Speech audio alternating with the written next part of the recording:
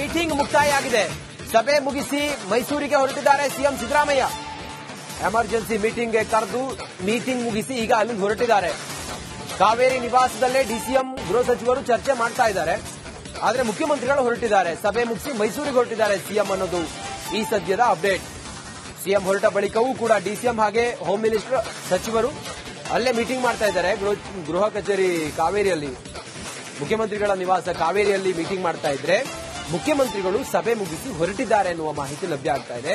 ಸದ್ಯಕ್ಕೆ ಭಾರಿ ಕುತೂಹಲದ ಮೀಟಿಂಗ್ ಇದು. ಏನಾಗಿದೆ ಅನ್ನೋದಕ್ಕೆ ಸಂಬಂಧಪಟ್ಟಾಗೆ ಹೆಚ್ಚಿನ ಮಾಹಿತಿಯೊಂದಿಗೆ ನಮ್ಮ ಪ್ರತಿನಿಧಿ ಸುರೇಶ್ ಈಗ ನೇರ ಸಂಪರ್ಕದಲ್ಲಿದ್ದಾರೆ. ಸುರೇಶ್, ಉಪಮುಖ್ಯಮಂತ್ರಿಗಳು ಮತ್ತೆ ಗೃಹ ಸಚಿವರಿಗೆ ಎಮರ್ಜೆನ್ಸಿ ಬರ್ಲಿಕ್ಕೆ ಹೇಳಿ ಬುಲಾವ್ ನೀಡಿ ಮುಖ್ಯಮಂತ್ರಿಗಳು ಚರ್ಚೆ ಮಾಡಿದ್ದಾರೆ. ಈ ರಹಸ್ಯ ಸಭೆಯಲ್ಲಿ ಏನೇನು ಚರ್ಚೆ ಆಗಿದೆ, ಮುಖ್ಯಮಂತ್ರಿಗಳು ಇಲ್ಲಿಂದ ಹೊರಟಿದ್ದಾರೆ ಅನ್ನೋ ಮಾಹಿತಿ ಕೂಡ ಇದೆ. ಈ ಹೊತ್ತಿನ ವಿವರ ಏನಿದೆ ತಮ್ಮ ಹತ್ರ ಸುರೇಶ್?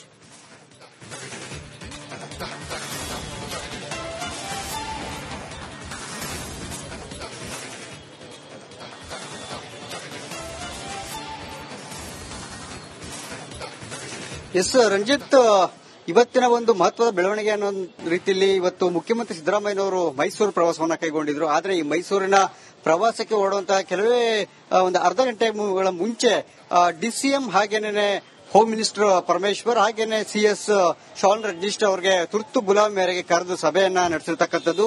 ಸದ್ಯ ಸಭೆಯಲ್ಲಿ ಆಗಿರ್ತಕ್ಕಂಥ ಚರ್ಚೆಗಳು ಏನು ಅನ್ನೋದು ಅಧಿಕೃತ ಬಹಿರಂಗ ಕೂಡ ಆಗಬೇಕಾಗಿರ್ತಕ್ಕಂಥದ್ದು. ಯಾಕಂತಂದ್ರೆ ಒಂದಿಷ್ಟು ಸೂಕ್ಷ್ಮವಾದಂತಹ ವಿಚಾರಗಳಿರುತ್ತೆ. ಯಾಕಂದ್ರೆ ಮುಖ್ಯಮಂತ್ರಿಯವರು ಎಷ್ಟು ತುರ್ತಾಗಿ ಕರೆದಿದ್ದಾರೆ ಸಭೆ ಅಂತಂದಾಗ ಖಂಡಿತವಾಗ್ಲೂ ಅಲ್ಲಿ ಏನೋ ಗಂಭೀರವಾದಂತಹ ವಿಚಾರಗಳು ಇರಬಹುದು. ಆದ್ರೆ ಏನೋ 11 ಜನರ ಸಾವಿಗೆ ಕಾರಣವಾದಂತಹ ಕಾಲ್ತುಳಿತ ಪ್ರಕರಣ ಏನಿದೆ, ಈ ಪ್ರಕರಣವನ್ನ ರಾಜ್ಯ ಸರ್ಕಾರ ಕೂಡ ಗಂಭೀರವಾಗಿ ತೆಗೆದುಕೊಂಡಿರ್ತಕ್ಕಂಥದ್ದು. ಅದರ ಭಾಗವಾಗಿಯೇ ಈಗ ಒಂದಷ್ಟು ಚರ್ಚೆಗಳು ನಡೆದಿದೆ. ಮತ್ತೆ ಸಿಎಂ ಅವರು ಕೂಡ ತುರ್ತಾಗಿ ಸಭೆಯನ್ನ ಕರೆದಿದ್ದಾರೆ ಅಂತಕ್ಕಂಥದ್ದು ನಮಗಿರುವಂತಹ ಮಾಹಿತಿ. ಇದರಲ್ಲಿ ಪ್ರಮುಖವಾಗಿ ಈಗಾಗಲೇ ಏನು ತಮ್ಮ ರಾಜಕೀಯ ಕಾರ್ಯದರ್ಶಿಗಳು ಹಾಗೆ ಆಪ್ತರಾಗಿದ್ದಂತಹ ಗೋವಿಂದರಾಜ್ ಅವರಿದ್ದಾರೆ, ಅವರ ರಾಜಕೀಯ ಕಾರ್ಯದರ್ಶಿ ಸ್ಥಾನದಿಂದ ಅವರನ್ನು ಕೂಡ ಬಿಡುಗಡೆಗೊಳಿಸಿದ್ರು. ಅದಾದ ನಂತರ ಏನು ಹೇಮಂತ್ ನಿಂಬಾಳ್ಕರ್ ಅವರನ್ನು ಕೂಡ ಇಂಟೆಲಿಜೆನ್ಸ್ ಇಂದ ಬಿಡುಗಡೆ ಮಾಡಿದ್ರು. ಇದೆಲ್ಲವನ್ನು ನೋಡ್ತಾ ಹೋದ್ರೆ ಮತ್ತೆ ಒಂದಷ್ಟು ಯಾರಾದರೂ ಡಿಪಿಎಆರ್ ವಿಭಾಗದ ಅಧಿಕಾರಿಗಳ ತಲೆದಂಡ ಇರಬಹುದು, ಅಥವಾ ರಾಜಕೀಯವಾಗಿ ಯಾರಾದ್ರೂ ಸಿಎಂ ಅವರಿಗೆ ಒಂದಷ್ಟು ಏನಾದ್ರೂ ಸಲಹೆಗಳನ್ನ ಕೊಡುವಂತ ಸಂದರ್ಭದಲ್ಲಿ ಏನಾದರೂ ತಪ್ಪು ಸಂದೇಶಗಳನ್ನ, ತಪ್ಪು ಸಲಹೆಗಳನ್ನ ಏನಾದರೂ ಕೊಟ್ಟಿದ್ದವರು ಇದ್ರೆ ಅಂತವರ ವಿಚಾರವಾಗಿ ಕೂಡ ಗಂಭೀರವಾಗಿ ತೆಗೆದುಕೊಂಡು ಅವರನ್ನ ಯಾರನ್ನಾದ್ರೂ ಮತ್ತೆ ತಲೆದಂಡ ಮಾಡುವಂತ ಸಾಧ್ಯತೆಗಳು ಇರಬಹುದು.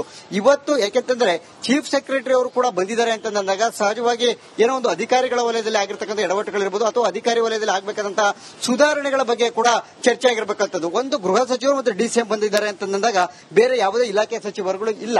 ಸೊ ಇದೆಲ್ಲವನ್ನು ನೋಡ್ತಾ ಇದ್ರೆ ಒಂದು ಗೃಹ ಇಲಾಖೆಯ ಅಧಿಕಾರಿಗಳಿಗೆ ಸಂಬಂಧಪಟ್ಟಂತೆ ಏನಾದರೂ ಮೇಜರ್ ಸರ್ಜರಿ ಇರಬಹುದು, ಐಪಿಎಸ್ ಆಫೀಸರ್ಗಳ ಸರ್ಜರಿ ಇರಬಹುದು, ಅಥವಾ ಮತ್ತೆ ಏನಾದ್ರೂ ಒಂದು ವೇಳೆ ಏನಾದ್ರೂ ಡಿಪಿಆರ್ ವಿಭಾಗದಲ್ಲಿ ಅಥವಾ ಸರ್ಕಾರದ ಹಂತದಲ್ಲಿ ಏನಾದ್ರೂ ಅಧಿಕಾರಿಗಳ ಬದಲಾವಣೆ ಆಗಬೇಕು ಅಂತಕ್ಕಂಥದ್ದು ಏನಾದರೂ ಇದ್ದಾರೆ. ಅಂತಹ ಸಂದರ್ಭದಲ್ಲಿ ಕೂಡ ಚೀಫ್ ಸೆಕ್ರೆಟರಿ ಅವರು ಈ ಶಾನ್ ರಜನೀಶ್ ಇದ್ದಾರೆ, ಅವರನ್ನ ಕರೆದು ಚರ್ಚೆ ಮಾಡತಕ್ಕಂಥದ್ದು ರೂಢಿಗತ. ಅದೇ ರೀತಿಯಾಗಿ ಅವರನ್ನು ಕರೆದು ಕೂಡ ಸಲಹೆ ಮಾಡಿದ್ದಾರೆ. ಆದ್ರೆ ಇಲ್ಲಿ ಯಾವ ವಿಚಾರವಾಗಿ ಪರ್ಟಿಕ್ಯುಲರ್ ಆಗಿ ಸಭೆ ಮಾಡಿದ್ರೆ ಅಂತಕ್ಕಂಥದ್ದು ಒಂದು ರೀತಿಯಲ್ಲಿ ಕುತೂಹಲವಾಗಿ ಉಳಿದಿರ್ತಕ್ಕಂಥದ್ದು. ಆದ್ರೆ ಇವೆಲ್ಲವೂ ಕೂಡ ಇನ್ನು ಕೆಲವೇ ಕ್ಷಣಗಳಲ್ಲಿ ನಮಗೆ ಮಾಹಿತಿ ಹೊರಬಿಡಬೇಕಾಗಿದೆ. ಯಾಕಂದ್ರೆ ಮುಖ್ಯಮಂತ್ರಿಯವರು ಕೂಡ ಈಗಾಗಲೇ ಪೂರ್ವ ನಿಗದಿಯಂತೆ 4 ಗಂಟೆಗೆ ಅವರು ಸ್ಪೆಷಲ್ ಫ್ಲೈಟ್ ಇತ್ತು ಅವರು ಮೈಸೂರಿಗೆ ಹೋಗೋದಕ್ಕೆ. ಹಾಗಾಗಿ ಅವರು ಕೂಡ ಸಭೆಯನ್ನ ಮುಗಿಸಿ ತರತುರಿತಲ್ಲಿ ಹೊರಟಿರ್ತಕ್ಕಂಥದ್ದು. ಆದ್ರೆ ಡಿಸಿಎಂ ಡಿಕೆ ಶಿವಕುಮಾರ್ ಹಾಗೇನೆ ಹೋಮ್ ಮಿನಿಸ್ಟರ್ ಪರಮೇಶ್ವರ್ ಅವರು ಇಬ್ಬರು ಕೂಡ ಇನ್ನೂ ಕೂಡ ಸಿಎಂ ಅವ್ರ ನಿವಾಸ ಕಾವೇರಿನಲ್ಲೇ ಉಳಿದು ಚರ್ಚೆಯನ್ನ ಮಾಡ್ತಾ ಇರ್ತಕ್ಕಂಥದ್ದು. ಜೊತೆಗೆ ಕಾರ್ಯದರ್ಶಿ ಸಿಎಸ್ ಚೀಫ್ ಸೆಕ್ರೆಟರಿ ಶಾನ್ ರಜನೀಶ್ ಅವರು ಕೂಡ ಹೋಗಿರ್ತಕ್ಕಂಥದ್ದು. ಸದ್ಯ ಇವೆಲ್ಲವನ್ನ ಒಂದಷ್ಟು ಯಾಕಂದ್ರೆ ಒಂದಷ್ಟು ಸೂಕ್ಷ್ಮವಾದ ವಿಚಾರಗಳಿರುತ್ತೆ ರಂಜಿತ್. ನಾವು ಕೂಡ ನೇರವಾಗಿ ಏನಾಯ್ತು ವಿಚಾರಗಳು ಅಂತಕ್ಕಂಥದ್ದನ್ನ ನಮ್ದು ಆದಂತಹ ಆಪ್ತ ಮೂಲಗಳ ಮೂಲಕ ತಿಳ್ಕೊಳ್ಬೇಕಾಗತ್ತೆ. ಸೊ ಅದೆಲ್ಲದಕ್ಕೂ ಕೂಡ ಒಂದಷ್ಟು ಸಮಯ ಹಿಡಿಬಹುದು. ಬಹುಶಃ ಇನ್ನೊಂದು ಕೆಲವೇ ಕ್ಷಣಗಳಲ್ಲಿ ಅದರ ಬಗ್ಗೆ ಕೂಡ ರಿಪಬ್ಲಿಕ್ ಕನ್ನಡ ಮತ್ತಷ್ಟು ಅಪ್ಡೇಟ್ ಅನ್ನ ಕೊಡ್ತೇವೆ Ranjith. Okay, thank you Suresh ತಮ್ಮೆಲ್ಲ ಮಾಹಿತಿಗಾಗಿ. ಮೀಟಿಂಗ್ ಮುಕ್ತಾಯ ಆಗಿದೆ. ಸಭೆ ಮುಗಿಸಿ ಮೈಸೂರಿಗೆ ಹೊರಟಿದ್ದಾರೆ ಸಿಎಂ ಸಿದ್ದರಾಮಯ್ಯ. ಎಮರ್ಜೆನ್ಸಿ ಮೀಟಿಂಗ್ಗೆ ಕರೆದು ಮೀಟಿಂಗ್ ಮುಗಿಸಿ ಈಗ ಅಲ್ಲಿಂದ ಹೊರಟಿದ್ದಾರೆ. ಕಾವೇರಿ ನಿವಾಸದಲ್ಲೇ ಡಿಸಿಎಂ ಗೃಹ ಸಚಿವರು ಚರ್ಚೆ ಮಾಡ್ತಾ ಇದ್ದಾರೆ. ಆದರೆ ಮುಖ್ಯಮಂತ್ರಿಗಳು ಹೊರಟಿದ್ದಾರೆ. ಸಭೆ ಮುಗಿಸಿ ಮೈಸೂರಿಗೆ ಹೊರಟಿದ್ದಾರೆ ಸಿಎಂ ಅನ್ನೋದು ಈ ಸದ್ಯದ ಅಪ್ಡೇಟ್. ಸಿಎಂ ಹೊರಟ ಬಳಿಕವೂ ಕೂಡ ಡಿಸಿಎಂ ಹಾಗೆ ಹೋಮ್ ಮಿನಿಸ್ಟರ್ ಸಚಿವರು ಅಲ್ಲೇ ಮೀಟಿಂಗ್ ಮಾಡ್ತಾ ಇದ್ದಾರೆ. ಗೃಹ ಕಚೇರಿ ಕಾವೇರಿಯಲ್ಲಿ, ಮುಖ್ಯಮಂತ್ರಿಗಳ ನಿವಾಸ ಕಾವೇರಿಯಲ್ಲಿ ಮೀಟಿಂಗ್ ಮಾಡ್ತಾ ಇದ್ರೆ ಮುಖ್ಯಮಂತ್ರಿಗಳು ಸಭೆ ಮುಗಿಸಿ ಹೊರಟಿದ್ದಾರೆ ಎನ್ನುವ ಮಾಹಿತಿ ಲಭ್ಯ ಆಗ್ತಾ ಇದೆ. ಸದ್ಯಕ್ಕೆ ಭಾರಿ ಕುತೂಹಲದ ಮೀಟಿಂಗ್ ಇದು. ಏನಾಗಿದೆ ಅನ್ನೋದಕ್ಕೆ ಸಂಬಂಧಪಟ್ಟಾಗೆ ಹೆಚ್ಚಿನ ಮಾಹಿತಿಯೊಂದಿಗೆ ನಮ್ಮ ಪ್ರತಿನಿಧಿ ಸುರೇಶ್ ಈಗ ನೇರ ಸಂಪರ್ಕದಲ್ಲಿದ್ದಾರೆ. ಸುರೇಶ್, ಉಪಮುಖ್ಯಮಂತ್ರಿಗಳು ಮತ್ತೆ ಗೃಹ ಸಚಿವರಿಗೆ ಎಮರ್ಜೆನ್ಸಿ ಬರ್ಲಿಕ್ಕೆ ಹೇಳಿ ಬುಲಾವ್ ನೀಡಿ ಮುಖ್ಯಮಂತ್ರಿಗಳು ಚರ್ಚೆ ಮಾಡಿದ್ದಾರೆ. ಈ ರಹಸ್ಯ ಸಭೆಯಲ್ಲಿ ಏನೇನು ಚರ್ಚೆ ಆಗಿದೆ, ಮುಖ್ಯಮಂತ್ರಿಗಳು ಇಲ್ಲಿಂದ ಹೊರಟಿದ್ದಾರೆ ಅನ್ನೋ ಮಾಹಿತಿ ಕೂಡ ಇದೆ. ಈ ಹೊತ್ತಿನ ವಿವರ ಏನಿದೆ ತಮ್ಮ ಹತ್ರ ಸುರೇಶ್?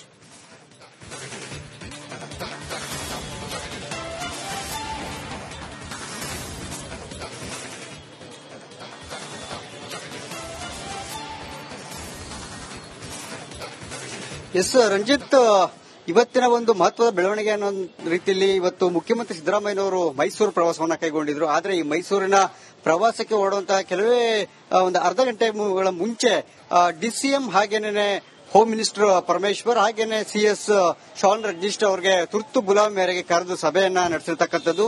ಸದ್ಯ ಸಭೆಯಲ್ಲಿ ಆಗಿರ್ತಕ್ಕಂಥ ಚರ್ಚೆಗಳು ಏನು ಅನ್ನೋದು ಅಧಿಕೃತ ಬಹಿರಂಗ ಕೂಡ ಆಗಬೇಕಾಗಿರ್ತಕ್ಕಂಥದ್ದು. ಯಾಕೆಂತಂದ್ರೆ ಒಂದಿಷ್ಟು ಸೂಕ್ಷ್ಮವಾದಂತಹ ವಿಚಾರಗಳಿರುತ್ತೆ. ಯಾಕಂದ್ರೆ ಮುಖ್ಯಮಂತ್ರಿಯವರು ಎಷ್ಟು ತುರ್ತಾಗಿ ಕರೆದಿದ್ದಾರೆ ಸಭೆ ಅಂತಂದಾಗ ಖಂಡಿತವಾಗ್ಲೂ ಅಲ್ಲಿ ಏನೋ ಗಂಭೀರವಾದಂತಹ ವಿಚಾರಗಳು ಇರಬಹುದು. ಆದ್ರೆ ಏನೋ 11 ಜನರ ಸಾವಿಗೆ ಕಾರಣವಾದಂತಹ ಕಾಲ್ತುಳಿತ ಪ್ರಕರಣ ಏನಿದೆ, ಈ ಪ್ರಕರಣವನ್ನ ರಾಜ್ಯ ಸರ್ಕಾರ ಕೂಡ ಗಂಭೀರವಾಗಿ ತೆಗೆದುಕೊಂಡಿರ್ತಕ್ಕಂಥದ್ದು. ಅದರ ಭಾಗವಾಗಿಯೇ ಈಗ ಒಂದಷ್ಟು ಚರ್ಚೆಗಳು ನಡೆದಿದೆ. ಮತ್ತೆ ಸಿಎಂ ಅವರು ಕೂಡ ತುರ್ತಾಗಿ ಸಭೆಯನ್ನ ಕರೆದಿದ್ದಾರೆ ಅಂತಕ್ಕಂಥದ್ದು ನಮಗಿರುವಂತಹ ಮಾಹಿತಿ. ಇದರಲ್ಲಿ ಪ್ರಮುಖವಾಗಿ ಈಗಾಗಲೇ ಏನು ತಮ್ಮ ರಾಜಕೀಯ ಕಾರ್ಯದರ್ಶಿಗಳು ಹಾಗೆ ಆಪ್ತರಾಗಿದ್ದಂತಹ ಗೋವಿಂದರಾಜ್ ಇದ್ದಾರೆ, ಅವರ ರಾಜಕೀಯ ಕಾರ್ಯದರ್ಶಿ ಸ್ಥಾನದಿಂದ ಅವರನ್ನು ಕೂಡ ಬಿಡುಗಡೆಗೊಳಿಸಿದ್ರು. ಅದಾದ ನಂತರ ಏನು ಹೇಮಂತ್ ನಿಂಬಾಳ್ಕರ್ ಅವರನ್ನು ಕೂಡ ಇಂಟೆಲಿಜೆನ್ಸ್ ಇಂದ ಬಿಡುಗಡೆ ಮಾಡಿದ್ರು.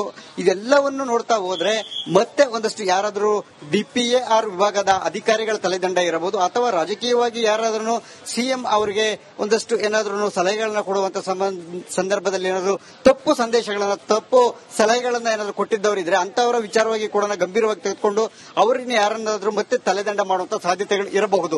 ಇವತ್ತು ಯಾಕೆಂತಂದ್ರೆ ಚೀಫ್ ಸೆಕ್ರೆಟರಿ ಅವರು ಕೂಡ ಬಂದಿದ್ದಾರೆ ಅಂತಂದಾಗ ಸಹಜವಾಗಿ ಏನೋ ಒಂದು ಅಧಿಕಾರಿಗಳ ವಲಯದಲ್ಲಿ ಆಗಿರ್ತಕ್ಕಂಥ ಎಡವಟ್ಟುಗಳಿರಬಹುದು, ಅಥವಾ ಅಧಿಕಾರಿ ವಲಯದಲ್ಲಿ ಆಗಬೇಕಾದಂತಹ ಸುಧಾರಣೆಗಳ ಬಗ್ಗೆ ಕೂಡ ಚರ್ಚೆ ಆಗಿರಬೇಕಂತದ್ದು. ಒಂದು ಗೃಹ ಸಚಿವರು ಮತ್ತು ಡಿಸಿಎಂ ಬಂದಿದ್ದಾರೆ ಅಂತಂದಾಗ ಬೇರೆ ಯಾವುದೇ ಇಲಾಖೆ ಸಚಿವರುಗಳು ಇಲ್ಲ.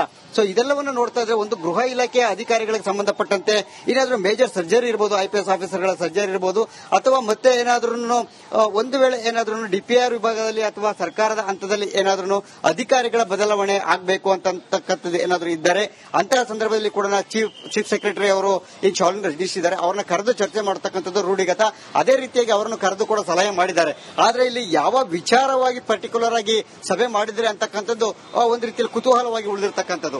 ಆದ್ರೆ ಇವೆಲ್ಲವೂ ಕೂಡ ಇನ್ನು ಕೆಲವೇ ಕ್ಷಣಗಳಲ್ಲಿ ನಮಗೆ ಮಾಹಿತಿ ಹೊರಬೀಳಬೇಕಾಗಿದೆ. ಯಾಕಂದ್ರೆ ಮುಖ್ಯಮಂತ್ರಿ ಅವರು ಕೂಡ ಈಗಾಗಲೇ ಪೂರ್ವ ನಿಗದಿಯಂತೆ 4 ಗಂಟೆಗೆ ಅವರು ಸ್ಪೆಷಲ್ ಫ್ಲೈಟ್ ಇತ್ತು ಅವರು ಮೈಸೂರಿಗೆ ಹೋಗೋದಕ್ಕೆ. ಹಾಗಾಗಿ ಅವರು ಕೂಡ ಸಭೆಯನ್ನ ಮುಗಿಸಿ ತರತುರಿತಲ್ಲಿ ಹೊರಟಿರ್ತಕ್ಕಂಥದ್ದು. ಆದ್ರೆ ಡಿಸಿಎಂ ಡಿಕೆ ಶಿವಕುಮಾರ್ ಹಾಗೇನೆ ಹೋಮ್ ಮಿನಿಸ್ಟರ್ ಪರಮೇಶ್ವರ್ ಅವರು ಇಬ್ಬರು ಕೂಡ ಇನ್ನೂ ಕೂಡ ಸಿಎಂ ಅವರ ನಿವಾಸ ಕಾವೇರಿನಲ್ಲೇ ಉಳಿದು ಚರ್ಚೆಯನ್ನ ಮಾಡ್ತಾ ಇರ್ತಕ್ಕಂಥದ್ದು. ಜೊತೆಗೆ ಕಾರ್ಯದರ್ಶಿ ಸಿಎಸ್ ಚೀಫ್ ಸೆಕ್ರೆಟರಿ ಶಾನ್ ರಜನೀಶ್ ಅವರು ಕೂಡ ಹೋಗಿರ್ತಕ್ಕಂಥದ್ದು.